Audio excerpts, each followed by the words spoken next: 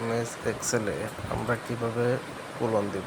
আমরা যদি কোলন দিয়ে যদি আমরা স্পেস আকারে ওটা সমান করতে চাই, তাহলে সবগুলা কোলন সমান নাও হতে পারে।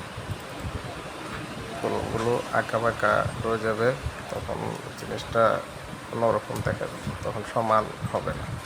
আমরা যদি কোলনগুলা সবগুলা এক সমান করে এমএস এক্সেলে যদি কোলনগুলো এক সমান করতে চাই, তাহলে ওই ক্ষেত্রে আমরা কি করব? আমরা একটা পদ্ধতি অনুসরণ করলেই আমরা কোলনগুলা সমান ভাগে এক্সপ্যান্ড করতে পারবো। সবগুলো কোলন এক লাইনে চলে আসবে এবং এক সমান হয়ে এক্সপ্যান্ড হয়ে যাবে অটোতে। তাহলে আমরা দেখে নিই কীভাবে আমরা এটা সমানভাবে এক্সপ্যান্ড করব। প্রথমে সবগুলো সিলেক্ট করলাম, তারপর Ctrl+1 প্রেস করলাম, তারপর কাস্টম থেকে জেনারেল লেখাটা মুছে দিতে হবে। জেনারেল লেখা মুছে দিয়ে এখানে আমরা কিছু লিখব।